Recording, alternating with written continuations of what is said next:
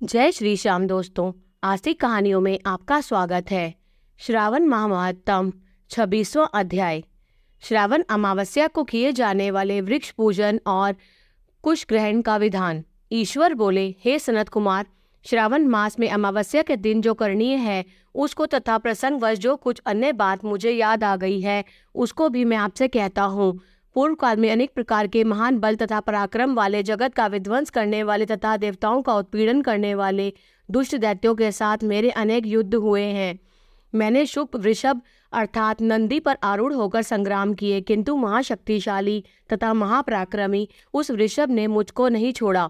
अंधकासुर के साथ युद्ध में तो नंदी का शरीर विदीर्ण हो गया था, उसकी त्वचा कट गई, शरीर से रक्त बहने लगा और उसके प्राण मात्र बचे रह गए।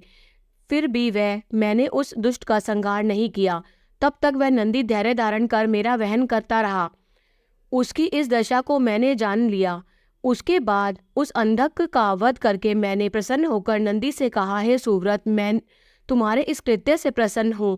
वर मांगो, तुम्हारे घाव ठीक हो जाए, तुम बलवान हो जाओ और तुम्हारा पराक्रम तथा रूप पहले से भी बढ़कर हो जाए।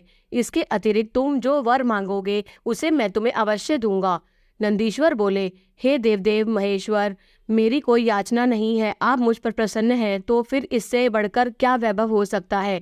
तथापि हे भगवान, लोकोपकार के लिए मैं मांग रहा हूँ। हे शिव, आज श्रावण मास की अमावस्या है जिसमें आप मुझ पर प्रसन्न हुए हैं। इस स्थिति में गाय सहित उत्तम मिट्टी से निर्मित वृषभों की पूजा करनी चाहिए। आज अमावस्या के दिन जन्म लेना कामधेनु तुल्य होता है। अतः इस स्थिति में वर प्रदान करे कि यह अमावस्या वांछित फल देने वाली हो। आज के दिन भक्ति पूर्वक प्रत्यक्ष वृषभों तथा गायों की पूजा करनी चाहिए। गेरू आदि धातुओं से प्रयत्न पूर्वक उन्हें भूषित करना चाहिए।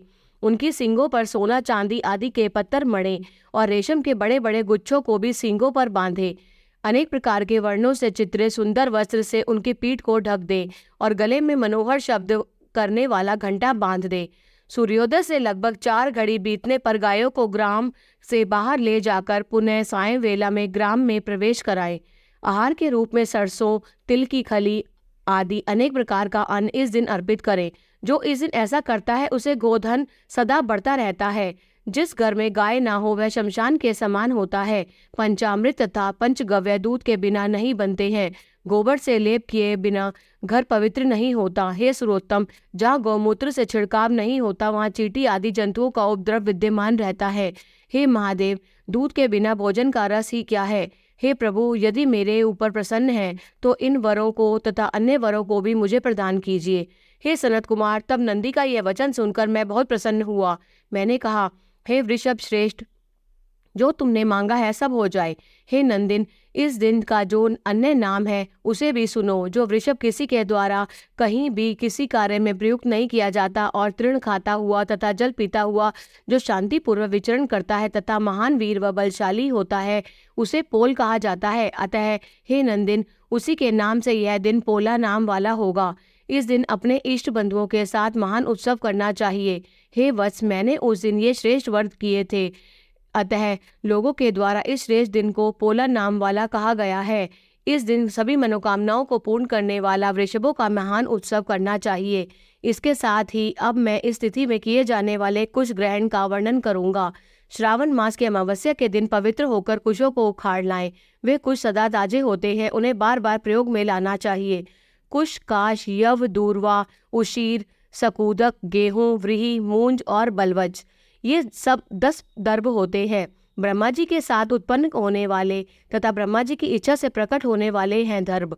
मेरे सभी पापों का नाश कीजिए और कल्याणकारक होइए। इस मंत्र का उच्चारण करने के साथ ईशान दिशा में मुख करके हों फट मंत्र के द्वारा एक ही बार में कुश को उखाड़ लें।